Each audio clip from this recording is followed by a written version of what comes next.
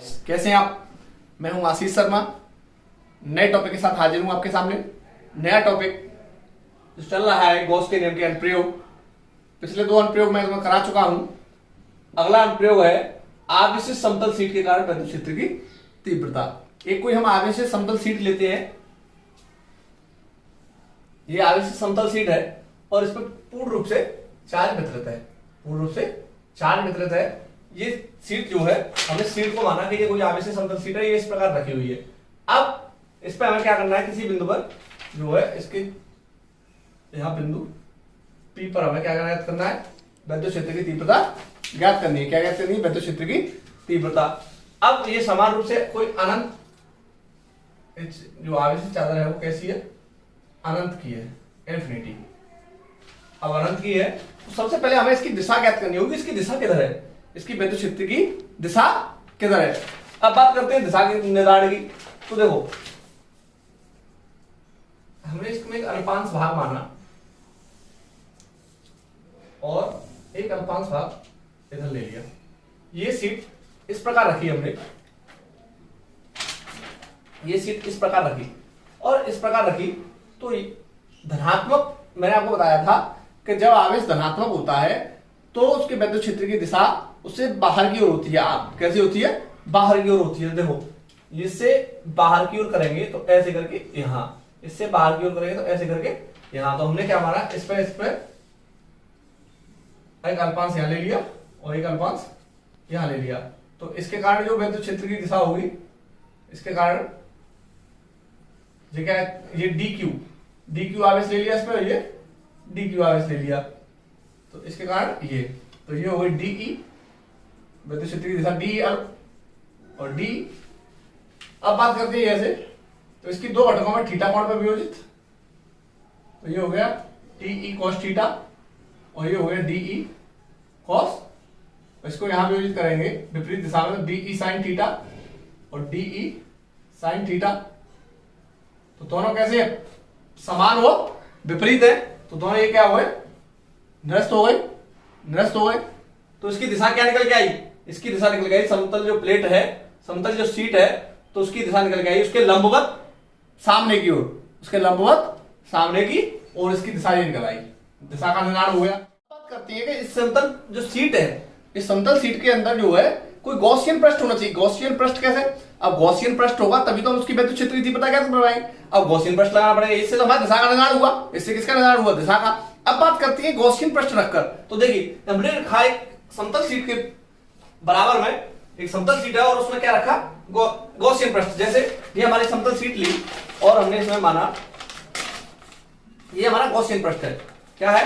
तो आधा इधर है, आधा इधर है, तो प्लस के कारण इसकी दिशा इधर भी हो जाएगी, इसकी दिशा इधर भी हो जाएगी। तो गॉसियन पृष्ठ का एक बिंदु P हमने यहां ले लिया और एक P' बिंदु हमने यहां ले लिया, P' बिंदु हमने यहां ले लिया।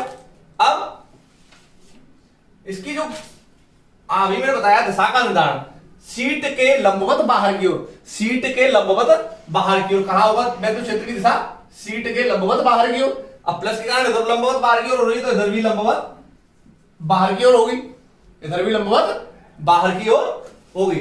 अच्छा, अब बात करते हैं कि इसका जो है गॉसियन पृष्ठ जो है,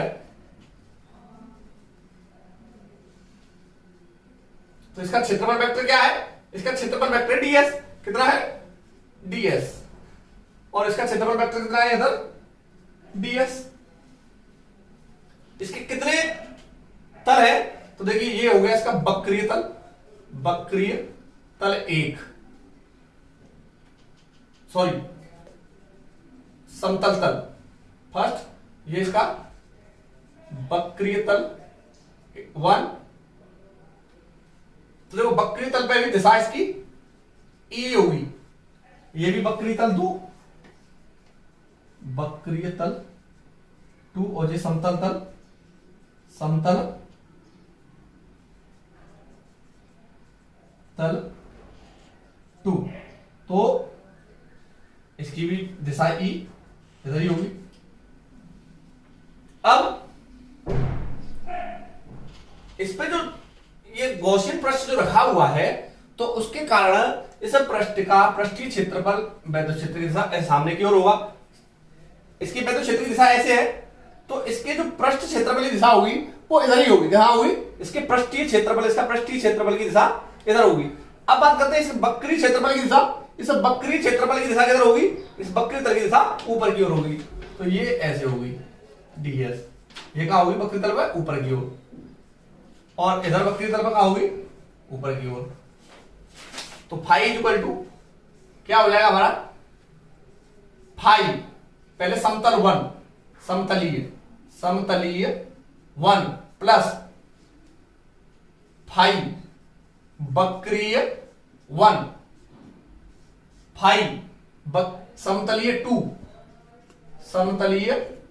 प्लस फाई वक्रीय 2, फाई वक्रीय 2। अब बात करते हैं समतलीय की। तो क्या हमारा फॉर्मूला क्या है इसका? Integral E dot ds। क्या होता है मैंने? ई डॉट ds, ई ds cos थीटा। ई ds क्या होता है? ई ds cos थीटा, ई ds cos थीटा।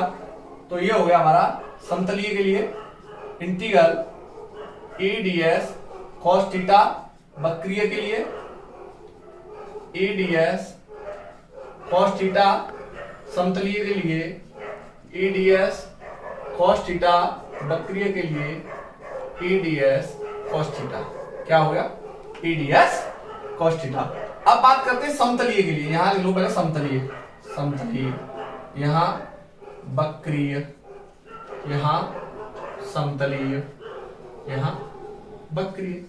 अब बात करते हैं वक्रीय। तो वक्रीय के बीच में जो थीटा कोण बन रहा है वो 90 डिग्री का है। वक्रीय के बीच में जो थीटा कोण बन रहा है 90 डिग्री का है। लेकिन समतलीय ds और e के बीच में जो कोण बन रहा है थीटा इक्वल टू 0 डिग्री का है। तो इस समतलीय, तो ये हो गया e ds, ये क्या हो गया? cos 0, e ds cos 0 plus वक्रीय के लिए 90 डिग्री है, वक्रीय ई ds cos 90 प्लस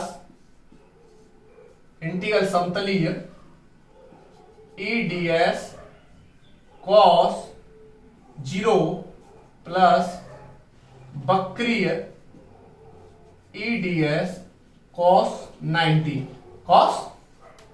cos 90 का मान 0 होता है तो ये दोनों 0 हो गए टर्म। ये दोनों टर्म कैसे हो गए? 0 हो गए। तो ये हमारा आया cos 0 की वैल्यू 1 होती है। तो इंटीग्रल समतलीय ई ds प्लस इंटीग्रल समतलीय ई ds, दोनों का है एक जैसे है। तो 2 इंटीग्रल समतलीय ई ds। अब हमने क्या किया समतलीय के लिए? तो phi is equal to 2 E हमने कॉमन ले लिया तो इंटीग्रल समतलीय ds। तो इंटीग्रल समतलीय ds इज इक्वल टू, ये क्या है? इसका पृष्ठ क्षेत्रफल। इसका पृष्ठ क्षेत्रफल क्या है? पृष्ठ क्षेत्रफल ये s माना है। क्या माना है हमने? s। क्या माना है? s माना है। क्या माना है? s। अब हमारा निकल के आया फाई समतलीय ds is equal to s। तो ये हो गया फाई इज इक्वल टू हो गया 2es। इक्वेशन नंबर इसको फर्स्ट दे दो। और गॉस की प्रमेय से क्या है? गॉस की प्रमेय से phi is equal to q upon epsilon naught. Phi is equal to q upon epsilon naught. तो सभी का नंबर 2 दे दो इसको। तो ये हो गया q upon epsilon naught is equal to 2es। यहां तक ये वैल्यू निकल के आई। लेकिन एकांक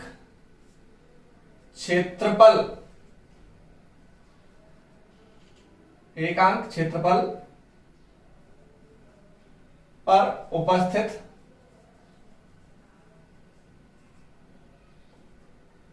आवेश को एकांक आवेश को पृष्ठ आवेश घनत्व कहते हैं। पृष्ठ आवेश घनत्व कहते हैं। तो पृष्ठ आवेश घनत्व इज इक्वल टू आवेश अपॉन क्षेत्रफल। आवेश अपॉन क्षेत्रफल। तो इसको हम प्रदर्शित करते हैं सिग्मा से। इसको कैसे प्रदर्शित करते हैं? सिग्मा से। Sigma equal to q upon क्षेत्रफल, उसका कितना है? एस। कितना माना है हमने? एस। तो ये हो गया q equal sigma equal to q upon s. तो क्यू की वैल्यू क्या हो गई? Q equal to sigma s. क्या हो गया? सिग्मा एक मतलब एक अंक पे। तो देखो एक अंक, इस पर जो एक जो धनायन है, एक आवेश है, इस पर जो उपस्थित एकांक मतलब एक, तो एक पर जो उपस्थित आवेश पर जो पृष्ठ है एकांक क्षेत्रफल पर, एकांक क्षेत्र पर जो उपस्थित आवेश है एकांक धनावेश पर, एकांक क्षेत्रफल पर जो है उपस्थित आवेश को क्या कहते हैं हम? एकांक क्षेत्रफल पर जो उपस्थित आवेश है उसको हम क्या कहते हैं? आवेश पृष्ठ घनत्व कहते हैं। इसको क्या कहते हैं? आवेश पृष्ठ घनत्व कहते हैं। तो इसको हो गया सिग्मा और क्यू अपॉन एस। तो q is equal to sigma s हो गया। क्या हो गया? Q is equal to sigma s. तो इसमें वैल्यू पुट कर देता हूं। तो sigma s upon epsilon naught is equal to 2e S.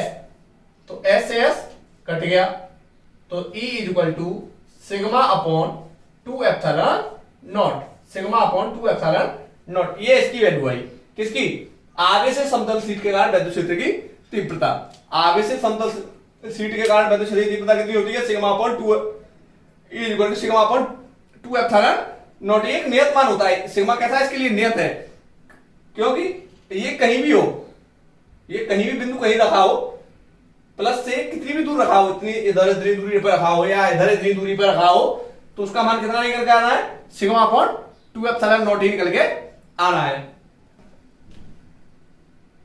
अब नेक्स्ट वीडियो में आपको कराएंगे हम अगला अनुप्रयोग। इसी के आधार पर एक शीट के कारण एक प्लेट पे होगा, और प्लेट के कारण आपको बताएंगे हम कि उस पर कितना विद्युत क्षेत्र की तीव्रता होती है। ठीक है, धन्यवाद देखने के लिए।